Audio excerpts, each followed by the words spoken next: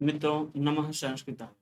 मैं प्रकाश सर वाराणसी से आप सभी लोगों का ई लर्निंग विद दुर्गेश में एक बार फिर से स्वागत करता हूँ। हम सभी लोग पढ़ रहे हैं संस्कृत व्याकरण और संस्कृत व्याकरण में हम सभी लोग अभी पढ़ रहे हैं संस्कृत व्याकरण शास्त्र की प्रमुख संज्ञाएं एवं उनकी परिभाषाएं। बहुत सारी संज्ञाओं को हम लोग डिस्कस कर चुके हैं। आज हम कुछ और महत्वपूर्ण संज्ञाओं के बारे में इसमें इस क्लास में पढ़ेंगे। तो आज की जो हम संज्ञा बताने जा रहे हैं वो है संप्रसारण संज्ञा। क्या है? संप्रसारण। संप्रसारण संज्ञा। ये संप्रसारण संज्ञा क्या है? अब आपको ये समझना है कि ये संप्रसारण संज्ञा है क्या। संप्रसारण में हम क्या लेते हैं ना। तो इसका सूत्र है इज्ञण संप्रसारणम। क्या है? इज्ञण संप्रसारणम। सूत्र पहले आप समझें। हर एक जो सूत्र है उसको समझ लेंगे तो जल्दी से समझ में आ जाएगा कि हाँ क्या है। तो इसका जो सूत्र है पहले देख लें कि वो सही जा रहा है या नहीं जा रहा है। रिकॉर्डिंग में थोड़ी सी हमको ऊपर या नीचे करनी पड़ेगी। ऐसा कर लेते हैं। अब चलो ठीक। तो क्या हो जाएगा? इसका हो जाएगा इज्ञानः संप्रसारणम। इज्ञानः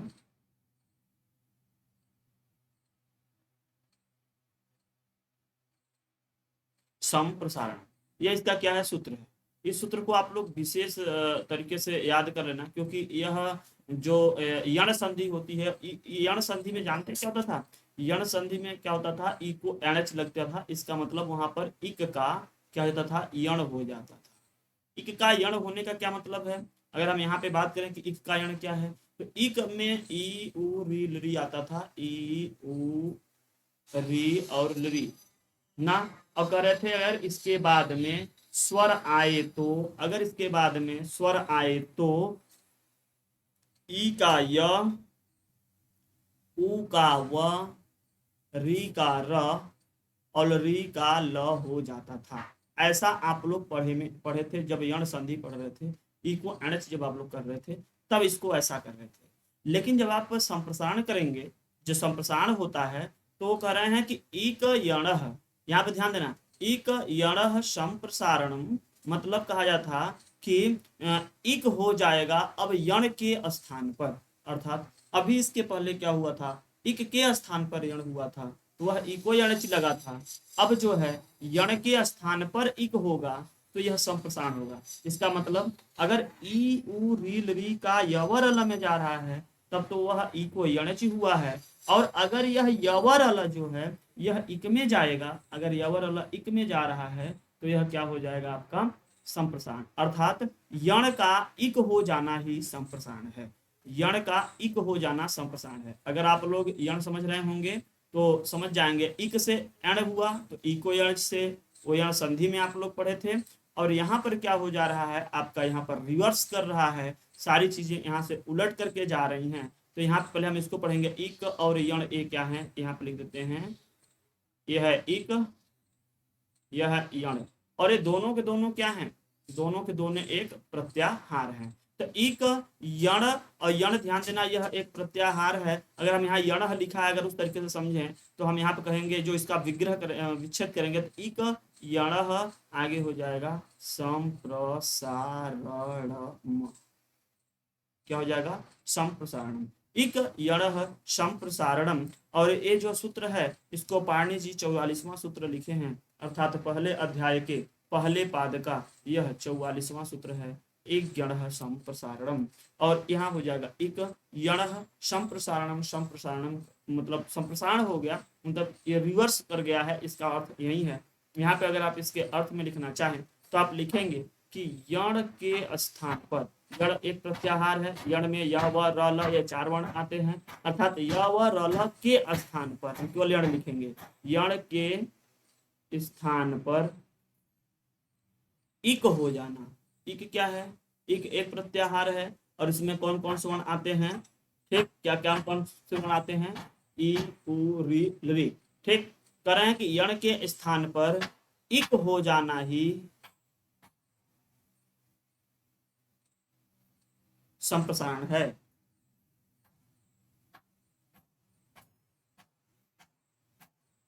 अगर हम आपको यह कहें कि यण के स्थान पर इक का होना, ठीक, या होने वाले इक की संप्रसारण संज्ञा होगी, मतलब इक की यह जो बनेगी या इसके इससे अच्छा होगा कि आप भूल जाओगे कि इसमें यण की संप्रसारण संज्ञा होगी कि इक की। तो यहाँ पे आप लिख लो पहले यण के स्थान पर यण के लिख दे ताकि इक स्पष्ट हो जाए कि इक को ही संप्रसारण बोलना है ना।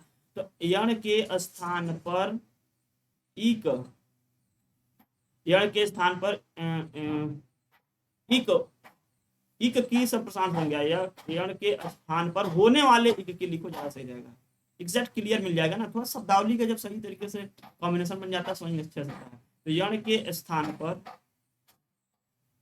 होने वाले इक की कौन संज्ञा हो जाएगी, संप्रसारण संज्ञा होगी। इसका क्या मतलब निकला, यण के स्थान पर जो यण यण एक प्रत्याहार है, इसके स्थान पर जो इक होगा तो इक की संप्रसारण संज्ञा होगी। इस इक को हम यहाँ पर कह देंगे कि देखो यहाँ पर यह संप्रसारित होकर के आया है, अर्थात संप्रसारण संज्ञा में इक चला जाएगा। अगर हम उदाहरण के बारे में बात करें तो यह दो उदाहरण बहुत ही इंपॉर्टेंट हैं, इसको आप मोस्ट इंपॉर्टेंट में डालना, क्योंकि गलती यहाँ पे लोग बहुत ज्यादा कर देते हैं, समझ में नहीं आता है कि हाँ यह कैसे सही हो गया। इसको एकदम बड़े अच्छे से याद कर लेना, यही दो एग्जाम्पल ही कई जगह पूछे भी गए हैं अगर आए हैं तब। ठीक, वह क्या है, जैसे क्वेश्चन आ जाए कि यज यज धन त, अब यहां पर जब यज धन त जोड़ते हैं तो बन जाता है इष्ट, एक त से तह आ जाएगा, यह त जो बन जाएगा आपका टह, तो टह तो बन गया, लेकिन यह ईज यह जो य वर्ण है ना, यह वर्ण रिवर्स कर जा रहा है, यह वर्ण जो है वो रिवर्स कर जा रहा है। यह देखिए किसमें आ गया यहाँ पर ई में। ठीक, तो यण का इक में हो जाना था तो यह का ई हो गया, ई का यह हुआ था तो यह संधि हुई थी, लेकिन अब यह का ही ई हो जा रहा है तो यह संप्रसारण से हुआ है। और यहीं पे लोगों का दिमाग नहीं काम करता कि यह किस तरीके से यह ई कैसे बन गया, और इसीलिए यह क्वेश्चन पूछा जाता है। तो आप लोग इस वाले प्रश्न को विशेष ध्यान से समझना कि हाँ यह ई हुआ है संप्रसारण की वजह से। और एक एग्जाम्पल है जो आप लोग देखे होंगे, यह कई किताबों में यही दो एग्जाम्पल छपे हैं, आप देख सकते हैं। वप धन त बराबर हो जाएगा उपतः, क्या हो जाएगा, उपतः।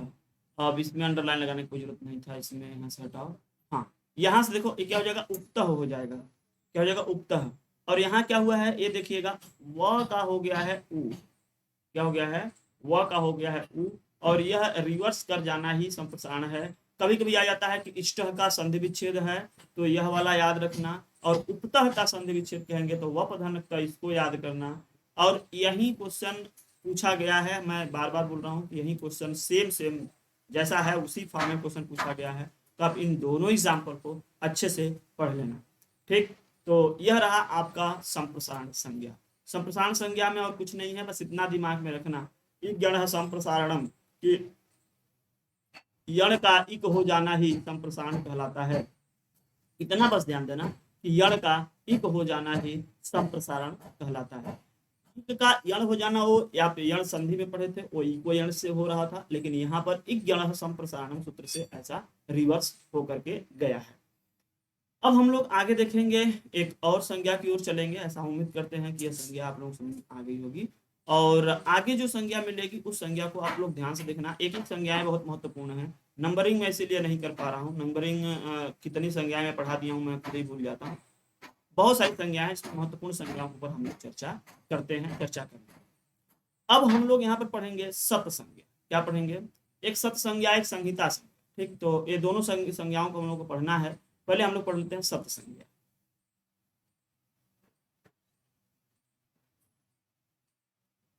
जब हम लोग पढ़ेंगे प्रत्यय, क्या पढ़ेंगे, प्रत्यय पढ़ेंगे, तो उसी में आपका आ जाता है, एक होता है उपसर्ग, एक होता है प्रत्यय। उपसर्ग जो होता है धातु या शब्दों से पहले लगते हैं, और जो प्रत्यय वो बाद में लग जाता है। तो यह प्रत्यय में दो प्रत्यय आप लोग पढ़े होंगे, सप्तरी और सानच।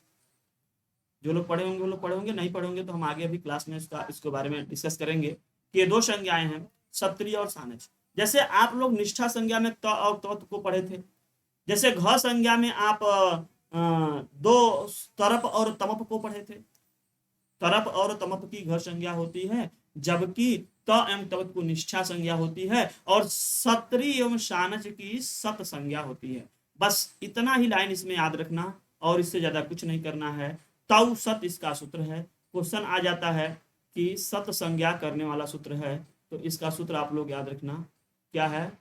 तव सत माने यह दोनों जो हैं सत्री और सानच, यही क्या कहे जाएंगे, यही सत कहे जाएंगे। यहाँ पे अगर मैं लिख दूं यह, तो यह तीसरे अध्याय, चूंकि यह तीसरे अध्याय पूरा प्रत्यय प्रत्यय पे चर्चा हुई है, तीसरे अध्याय के दूसरे पाद में, और 127वां जो सूत्र है वह पाणिनि जी इसको लिखे हैं स्तव सत। और इस सूत्र का अर्थ क्या होगा। तव सत्व में यहाँ दो द्विवचन में प्रयोग किया गया है। सत स वाले जो हैं कौन कौन से हैं, नंबर 1 सत्री और नंबर 2 सानच। ये सत्री सत्री होता है, ऊपर चंद्राकार होता है, जनरली ऐसे लिखा जाता है, लेकिन जब उसकी हम जब शास्त्रीय प्रक्रिया में प्रयोग करते हैं तो वहां पर त्रि के ऊपर जो होता है वहां पे हम अनुस्वार अनुनासिक लगा देंगे, चंद्राकार लगा देंगे, और उसका क्या महत्व हो जाता है। जब आप आगे जब इत संज्ञा या उसके इसमें बचेगा क्या इसके बारे में पढ़ोगे, तब वहां पे जाकर के क्लियर हो जाता है कि उपदेश अजनुनासिक इत से इसकी इत संज्ञा हो जाएगी, और तस्य लोप से उसका हो जाएगा लोप। ऐसे ही स की लशक को तख्ते से संज्ञा होकर के उसका हो जाता है लोप। और यहाँ पे जब दोनों बचेंगे अत जब वो बनेगा, तो आप सत्री और सानस जब प्रत्यय पढ़ाएंगे तो वहां पे ज्यादा डिटेल से समझा देंगे कि हाँ यहाँ पर मैं क्या समझा रहा हूँ, यहाँ पे इस जो अगर चंद्राकार था उसका क्या यूज होता, वो किस तरीके से उसको लेकर के री को हटता है, उन सबको बाद में हम बताएंगे। अभी बस इतना जानो, सत्री और सानच इन्हीं दोनों की सत संज्ञा होती है। ठीक, सत्री और सानच की सत संज्ञा होती है।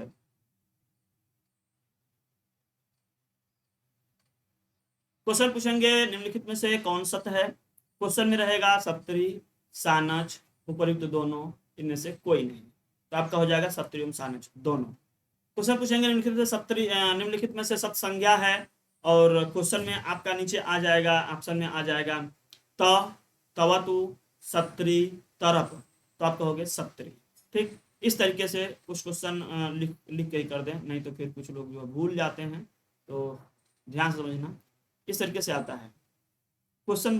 प्रैक्टिस बहुत मैं करवाऊंगा अभी, आप लोग अभी ये डिटेल क्लास पढ़ रहे हैं, डिटेल क्लास बाद में बहुत सारे ऐसे आएंगे। तो कहेंगे सत संज्ञा कारक सूत्र है या सत संज्ञा विधायक सूत्र है। ठीक, सत संज्ञा का सूत्र है ना, तो या फिर यह सूत्र किससे संबंधित है, ऐसा कर करके क्वेश्चन आता है। तो सत संज्ञा करने वाला सूत्र है ए बी सी डी, और यहां पे हम लिख दिए सततौ, सततौ ना लिखो, सत सत्री, सत सत्री सत्री सानचौ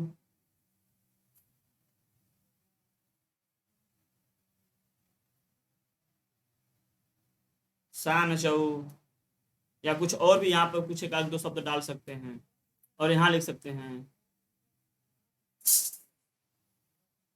तौसत। ध्यान देना, जो सूत्र होता है उसमें अपना दिमाग लगाने की कोई जरूरत नहीं है, जो जिस फार्म में है जैसे है वैसे ही आपको बताना चाहिए। यह सब नहीं होंगे, या उसके अंदर की दो दो प्रत्यय आएंगे, सानचौ ऐसा कुछ नहीं सूत्र है। यहाँ पे क्या हो जाएगा तव सत, तो तव सत को आप याद रखना, दूसरे को याद रखोगे गलत हो जाएगा, दूसरे को करोगे आंसर में वो भी गलत माना जाएगा। तो जो जहां पर माना जाएगा आप उसी को करोगे, अदरवाइज गलत हो जाएगा। निम्न में ऊपर कर देते हैं, निम्न में किसकी, निम्न में किसकी सत संज्ञा होगी। निम्न में किसकी सत संज्ञा होगी? यहां पर अब ऑप्शन दे दिया जाएगा। तो तवतु न लिखो, तवक्तु, तक तवतु।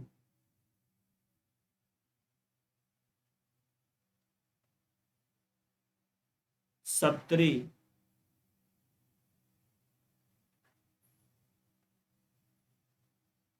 सत्री की या सत की।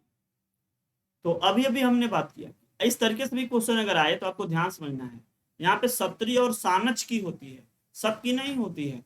त एवं त्वक की निष्ठा संज्ञा हो जाती है, वो भी बहुत इंपॉर्टेंट है, वो भी बहुत बार पूछा गया है। त एवं त्वक की कौन सी संज्ञा होगी, तो इस तरीके से बताओगे। और एक इसका और क्वेश्चन मैं यहाँ पर लिखूंगा, और इसके बाद में हम आगे बढ़ेंगे।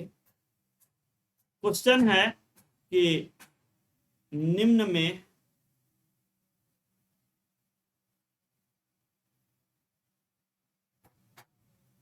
किसकी सत संज्ञा होगी, क्वेश्चन मार्क लगा होता है, डैश भी लगा होता है, कई जगह क्वेश्चन मार्क भी लगा होगा, इसकी ये क्वेश्चन मार्क वाले में जाएगा। ए, बी, सी और डी। यहाँ पर जो दो ऑप्शन मिलेंगे वो मिलेंगे सत्री की, सानच की, और उसके बाद मिलेगा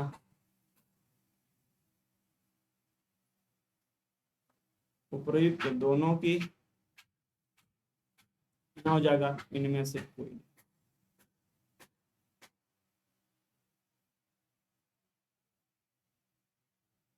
ठीक है, अब कहेंगे इसमें किसकी सत संज्ञा होगी। तो आप अभी सूत्र पढ़े हैं, तौ सत, क्या पढ़े हैं, तौ सत। तौ सत सूत्र से कहते हैं कि सत्री एवं सानच इन दोनों की क्या हो जाएगी, इन दोनों की सत संज्ञा होगी। क्या हो जाएगी, सत संज्ञा। तो यह यहाँ पर करेक्ट हो जाता है, तो आप इसको भी सही कर सकते हैं। इसी तरीके से बहुत सारे और क्वेश्चन बन करके आते रहते हैं, कुछ और प्रत्यय डाल दिए जाते हैं, कुछ और शब्द डाल दिए जाते हैं, लेकिन उसमें से केवल और केवल जो सत संज्ञा में अगर आएगा तो सत संज्ञा में दो ही आते हैं, सत्री एवं शानच। घ संज्ञा आप पढ़े थे, उसमें तरप और तमप। इसी तरीके से आप निष्ठा संज्ञा पढ़े थे, उस निष्ठा में त एवं तवत की निष्ठा संज्ञा होती थी।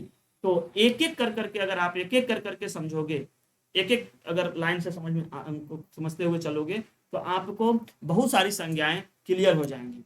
जैसे इसके पहले हम लोग चर्चा किए थे, टी संज्ञा क्या है, उपधा संज्ञा क्या है। तो टी संज्ञा भी कई बार आता है, कई बार तो क्वेश्चन में, अभी जब हम कभी कभी एग्जाम क्वेश्चन करवाते हैं, जब हम प्रैक्टिस क्लास वाली जब लाइव क्लास करवाते हैं, तो उसमें हम देखे हैं, पूछ देते हैं कि इसमें से किसकी टी संज्ञा है, तो लोग गलत कर देते हैं या नहीं समझ में आता है।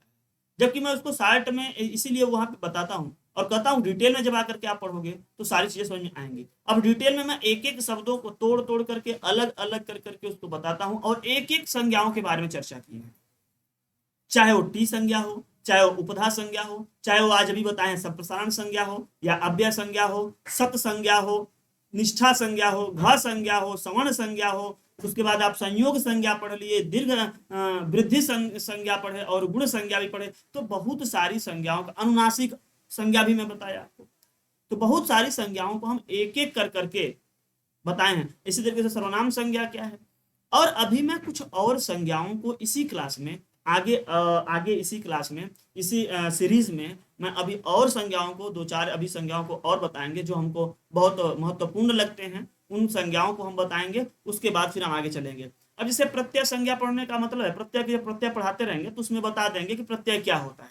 ठीक, उसमें किस तरीके से किस किस टाइप के प्रत्यय आते हैं। हालांकि प्रत्यय का जो टीजीटी वाले सिलेबस में देखेंगे बहुत सारा उसमें ब्रांच बता दिए गए हैं, क्योंकि प्रत्यय संख्या बहुत सारी हैं, बहुत सारी हैं। वो अष्टाध्याय में 3 अध्याय में केवल बस यही दिया गया है। ठीक है, केवल प्रत्यय के बारे में चर्चा की गई है, तो बहुत सारी हो जाती है। तो वो जब तक आप समय मिलता जाएगा, जो जो आपका ज्ञान बढ़ता जाएगा, जो लोग पढ़ना चाहते हैं वो लोग पढ़ते रहेंगे, एक एक संज्ञा एक एक संज्ञा, एक एक प्रत्यय करते करते। और इसी में बीच में आता है लकार क्या होते हैं, वचन क्या होते हैं, लिंग क्या होते हैं, ये सब के बारे में एक सिंपल सी जानकारी, क्योंकि जो आप जानते हैं वही है। हाँ, लिंग वगैरह वाले में जब लिंग वाला एक चैप्टर पढ़ाया जाएगा तब आपको बताएंगे कि किस तरीके से आप इसको जानोगे, पुल्लिंग में है, कौन कौन से स्त्रीलिंग में हो सकते हैं, कौन कौन से नपुंसक लिंग में हो सकते हैं, वो सब सारी चीजें वहां, क्योंकि बहुत बार जो है ऐसे क्वेश्चन आते हैं जिसमें लिंग वगैरह भी पहचानना बड़ा कठिन हो जाता है। जैसे एक क्वेश्चन आता है महिमा, क्या होता है महिमा, कहा जाता है बताओ पुल्लिंग में, स्त्रीलिंग में, नपुंसक लिंग में क्या है, लोग गलत कर देते हैं, और हमको मालूम है कि आप लोग भी गलत कर सकते हो। अगर जो लोग बताना चाहें वो लोग जरूर कमेंट कर करके नीचे बताएं कि महिमा, जो महिमा एक शब्द है वह कौन सा है, पुल्लिंग है, स्त्रीलिंग है, या नपुंसक लिंग है, जरूर बताना। तो ऐसे बहुत सारे जो शब्द हैं जिसमें सस्पेंशन होते हैं, तो लिंग हुआ, वचन हुआ, पुरुष हुआ, लकार हुआ, लकार से 10 लकार है, तो उन सबके बारे में 10 को पढ़ने की जरूरत नहीं है, एक बार मैं एक जगह नोट करवा दूंगा आप लोगों को। लेकिन जो महत्वपूर्ण है जिसमें, जैसे अगर हम कहें पद संज्ञा, कई जगहों पे आता है। एक दिन मैं क्लास ले रहा था अभी, तो आप ही लोगों में से कोई पूछा था हमसे कि पद संज्ञा क्या है, किसे पद कहेंगे किसे पद नहीं कहेंगे, तो पद संज्ञा के बारे में चर्चा कर लेंगे, 10 मिनट उस पर समय देंगे अच्छे से। संहिता संज्ञा भी अभी हम चर्चा करेंगे, और घी संज्ञा बात करेंगे, नदी संज्ञा, नदी संज्ञा तब घी संज्ञा बात करेंगे। तो हो चलिए आगे वाले लेसन में हम लोग पढ़ते हैं नदी संज्ञा और घी संज्ञा पढ़ लेते हैं, उसके बाद एक एक कर करके आगे चलेंगे।